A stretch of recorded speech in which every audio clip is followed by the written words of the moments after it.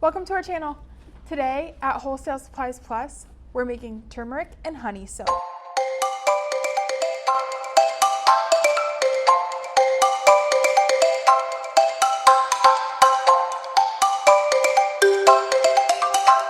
Lately, we've been seeing that turmeric is trending, and if it's not in at least one of your products, then what are you even doing? The potential benefits are out of this world, and this recipe is so quick, it's gonna blow your mind. Let's get started. The first thing you're gonna need is a 2-pound tray of detergent-free honey melt and pour soap base. This soap contains real honey, which is thought to be very high in natural antioxidants and antimicrobial benefits. We often hear that skin glows after using products made with honey. This soap is pretty clear in color, but does have a light amber tint. You're gonna take your soap and cut it up into really small pieces. The smaller pieces that you have, the easier it is to melt in the microwave. If you're just as intrigued as us about this soap base, we do offer 7 additional recipes including it on our website. Wholesale Supplies Plus melt and pour soap bases are easy to use, accommodating every maker's needs from a large-scale business to at-home hobbyists. We make them in-house in the USA, and they are consistent batch to batch. All Crafter's Choice bases are made with non-GMO and sustainable palm, and each one is offered in basic, detergent-free, and premium formulas. In fact, Wholesale Supplies Plus offers unique soap bases you wouldn't find anywhere else, like coffee, beer, wine, and honey.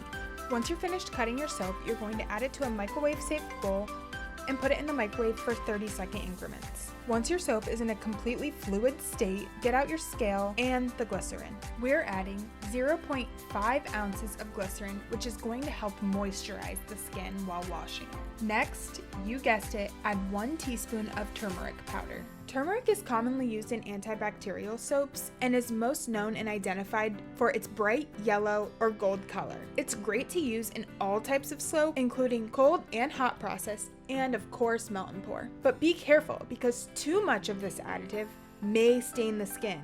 We don't want anybody walking around like an Oompa Loompa. Which, on the topic of Oompa Loompas, what did everyone think about the new Willy Wonka? It seems like there's a new movie for every generation, and each one is so different. I personally think the second one is my favorite, or maybe the first, because obviously it's a classic, and I definitely wasn't expecting the new one to be a musical. If you haven't seen it, you should watch. Or not, if you don't like musicals.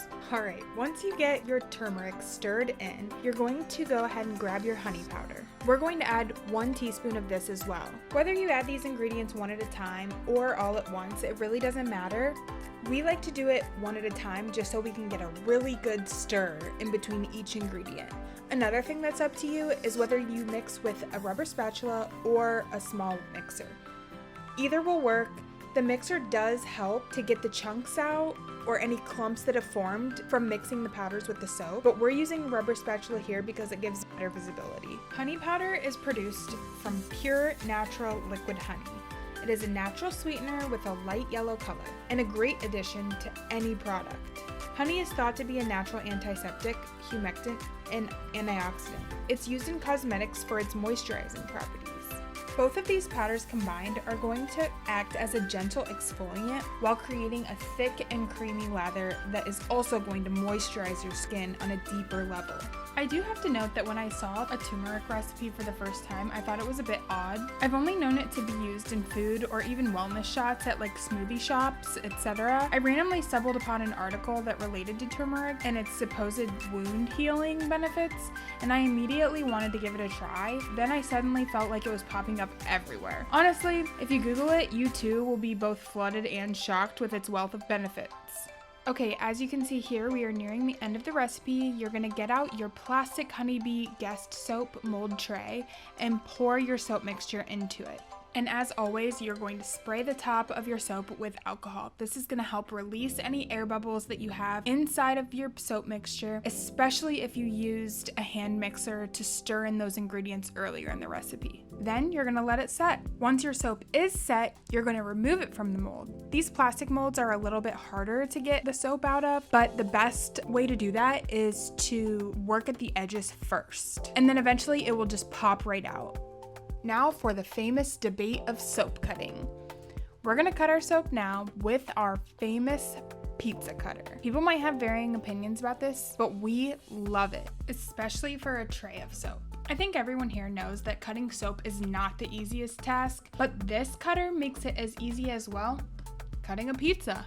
You can buy all of these ingredients separately or in a kit. Speaking of kits, this is one of the best beginner soap making kits that you can find. While we have many beginner soap making kits, this one is for beginners, but with a twist. The perfect gift for friends, family, or significant others, or a recipe that brings label appeal to your business.